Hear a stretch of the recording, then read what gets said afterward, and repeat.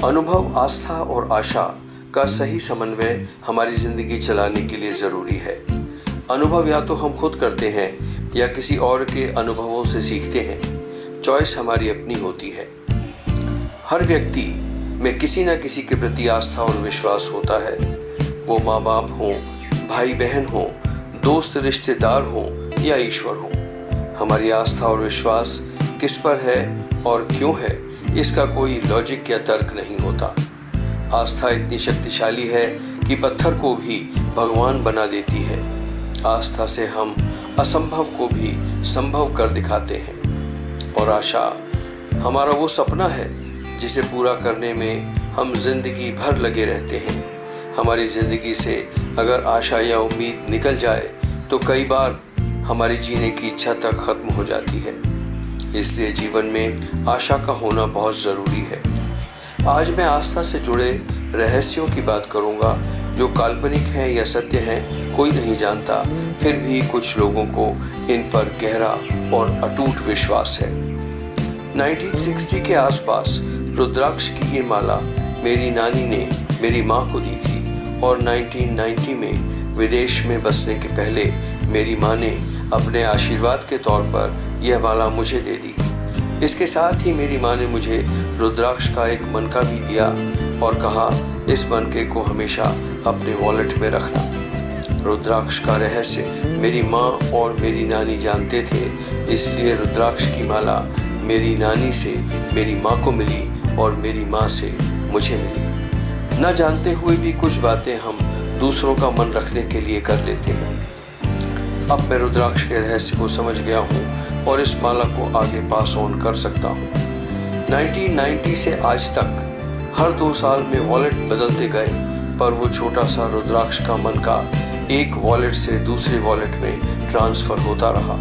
वो रुद्राक्ष आज भी मेरे पास है। पिछले 30 सालों में बहुत से उतार चढ़ाव मेरी ज़िंदगी में आए।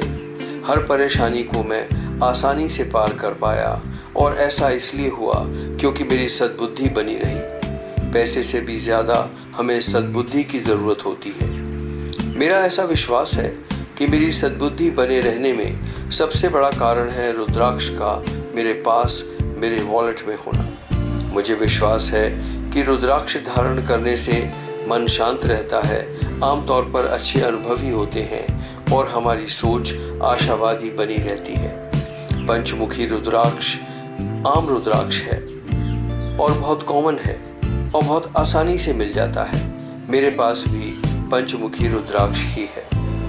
एक साधारण व्यक्ति के लिए पंचमुखी रुद्राक्ष सर्वोत्तम है क्योंकि यह हर तरह की ईवल आई से हमें बचाता है, किसी भी अनहोनी से हमें बचाता है तथा सुख और आनंद देता है।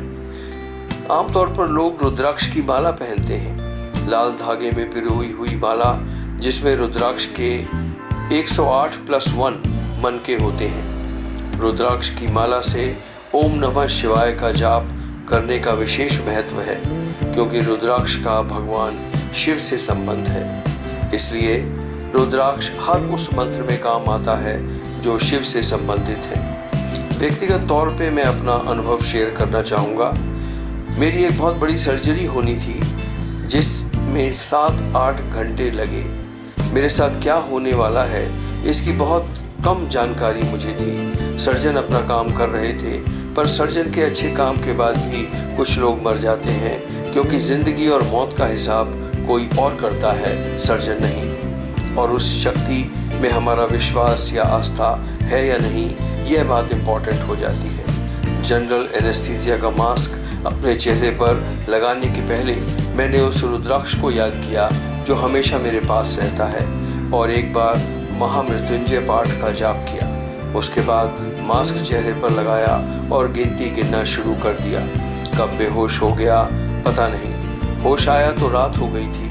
10 दिन हॉस्पिटल में रहा पर बच गया। इतनी बड़ी सर्जरी के बाद भी मेरे सभी पैरामीटर्स नॉर्मल थे, इसलिए मुझे आईसीयू की ज़रूरत नहीं पड़ी। ओटी से सीधा मैं अपने रूम में आया। मेरा बच जाना किसी चमत्कार से कम नहीं है। रुद्राक्ष और महामृत्युंजय में मुझे पूरा विश्वास है, इसलिए असंभव भी मेरे लिए संभव हो पाया। मैं एक बार अकाल मृत्यु से बच चुका हूँ, इसलिए इन बातों पर विश्वास करता हूँ। हर व्यक्ति का अलग अलग अनुभव हो सकता है। 2013 जून में केदारनाथ धाम में आए सैलाब को कौन भूल सकता है। सैकड़ों लोग नदी के बहाव में बह गए, अपने अपनों से बिछड़ गए। कौन सोच सकता था कि उनकी वो यात्रा आखिरी यात्रा होगी। उस समय लोगों के सामने एक बड़ा सवाल आया, इंसान पहले या भगवान पहले। कुछ लोग मानने लगे इंसान है तभी भगवान है। इस घटना के बाद भी हर साल लोग वहां जाते हैं, क्योंकि कुछ लोगों के मन में उस दुर्घटना के बाद भी केदारनाथ धाम में आस्था और विश्वास कायम है। संक्षेप में मैं कहूँगा कि आस्था और विश्वास किसी के तोड़ने से टूटता नहीं है।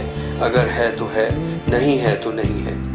सोच अपनी अपनी, विचार अपने अपने। इन बातों पर विश्वास करने वाले सही हैं या ना करने वाले सही, मसला इस बात का नहीं है। इम्पोर्टेंट बात है कि क्या इन बातों पर विश्वास करने वालों का विश्वास खरा उतरता है या नहीं। मैं व्यक्तिगत तौर पर यह कह सकता हूँ कि इन रहस्यों पर किया हुआ विश्वास आमतौर पर खरा उतरता है। यही कारण है कि बहुत से रहस्यों के बारे में कुछ ना जानते हुए भी और केदारनाथ धाम जैसी दुर्घटना होते हुए भी हम आदिकाल से इन रहस्यों पर विश्वास करते आ रहे हैं।